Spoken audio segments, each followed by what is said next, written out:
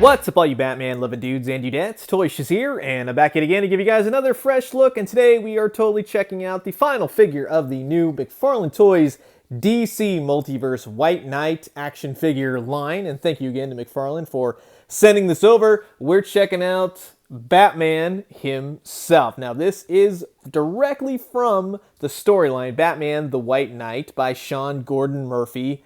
And I love the head sculpt on this thing. Ever since Toy Fair, way back in February, way back, it just seems like it's a never-ending year we have so far. Shout out to Losha Locomotive. Go check out his work on Instagram. He is the sculptor of this figure.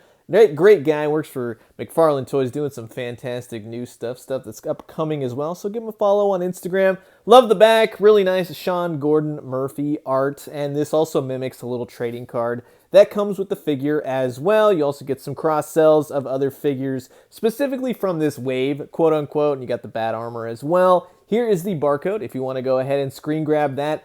All of these figures are slated to hit in July, but some have actually started finding it as of this evening in Redondo Beach, California. So look for it this weekend. Just please be safe, wear a mask, do all that good stuff. Take care of everyone, you know what I mean? But as I said, yeah, this Batman looks like he was ripped straight from the comic book source. I love it.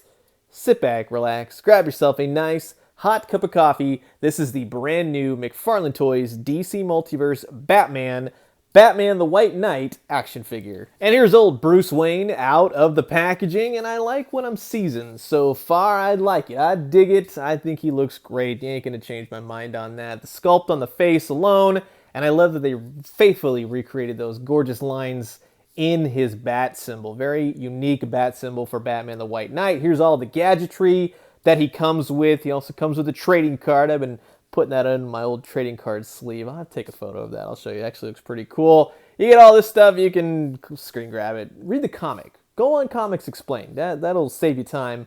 That's how I see a lot of comic books these days, to be quite honest with you. But love the sculpt on this guy. Really nice grays, black plastic. Also has the nice utility belt. Really would have liked to see like a wash or something, just to kind of elevate it. The figure is so nice. That would have just really like gave it that extra oomph. But he's got a nice little, you can't remove it, but there's a little knife inside his utility belt. I don't know why I like his boots in this kind. It's a really weird sort of boot styling. It's almost like thigh-high boots for Batman. He does have that really wonky kind of, ankle rock thing, which we'll talk about later on. But as you can see on the back of the figure, a lot going on. It goes all the way up, just below his butt right there. So they are kind of thigh-high boots in a sense. Lovely cape, McFarlane cape. You know how that goes. Nobody sculpts it better. And I love the sculpts and the wrinkles just around the collar. It's very much Gotham by Gaslight sort of deal. Really nice accessories. But let's talk about it for a second. Straight out of Batman the Animated Series almost. That's what I like about Gordon Murphy's artwork. It takes a cue from BTAS a lot of the times, including his bat grapple. Nice paint on the sides. The buttons are painted silver. Nice sculpt overall. And you can kind of see the grapple within. So I like that one a lot.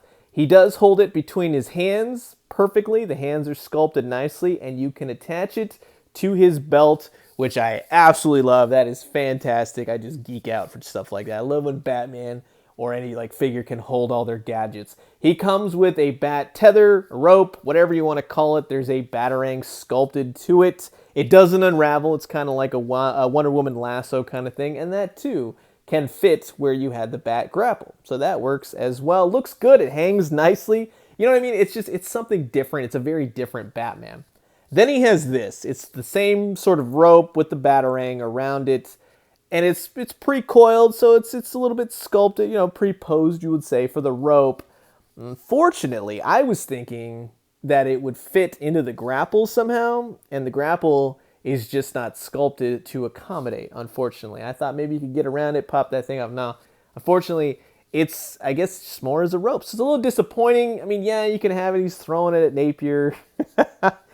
You know what I mean? This Batman in particular in this comic, if you read it, he's kind of a jerk. You know what I mean? So he's going right for the you-know-what on Napier right there. But you know what I mean? If it would have just fit in the back grapple, that would have been so much cool. So, it's a little bit disappointing right there. But let's go ahead and let's talk about the articulation on this guy. This is probably It's like I get a new Batman every once in a while, and it becomes like my new favorite Batman. This is my new favorite Batman for right now. No joke.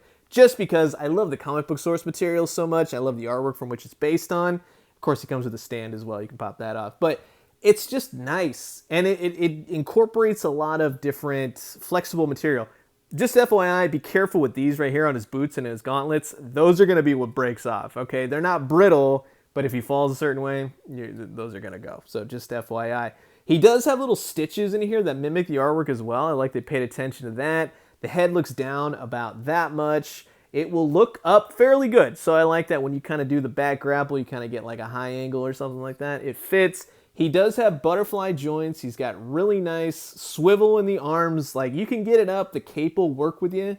So it's not too hindering in any way. It's not like this, like a more plastic. It's more durable, rubbery material. He's got single jointed elbows, ratcheted.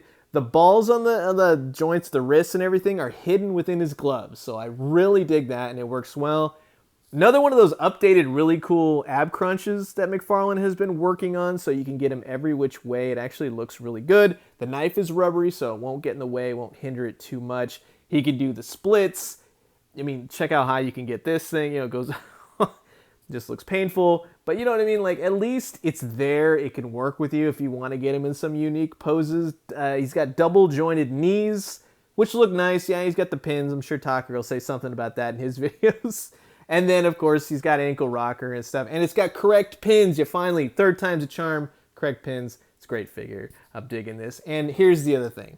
They promised they would work on the different heights for each of the figures, right? Scale. They nailed it. They came through with their promise. They said it at Toy Fair. They were working on it. They did it. Azrael's the tallest. Next up is Batman. And then Napier, you can have Batman looking up at Azrael. They're roughly the same size. But Azrael always needs to be taller. I think that's where I'm leaning. He is the smallest Batman that McFarlane's done so far. He's taller than Marvel Legends. He's much shorter than the Arkham Batman. But this is the money shot for me. You get this Bat Raptor, and you get this right here. It's almost, I mean, all we need is a Sean Gordon Murphy Batmobile from McFarlane, like to scale, that sort of deal, and you'll be stellar. I love this figure. I love this Batman. New favorite Batman right here. I like everything that they've improved upon. I love the scaling, the rope with the, you know, not being able to go anywhere and not fit in anything. It's okay. Like, I really wish they would have done something more with that. But in terms of saying this is a line, this is the White Knight line, they nailed it. They came through on their promise. I love every single one of these figures. Napier would round out the bottom, just in terms, I guess, of what's going on. Azrael, he is number one to me. It's a completely different Azrael, and I think Batman, you know, he's up there. It's between Azrael and Batman, but to be honest with you, they're all fantastic figures, and I think if you're a fan of the source material, if you're looking to see, you know, where McFarlane is now taking it, I think you're going to love these figures. But I'm curious to know what you guys think. Comment below, let me know. Let's talk everything McFarlane Toys. And I'm going to leave you guys with that. As always, drink some great coffee, eat some great food, but most importantly, remember, be safe this weekend. If you head out looking for these things, or you want, I'll have links below. You can pre-order, yada, yada. Just be safe, take care of each other, and I'll talk to you soon. Adios.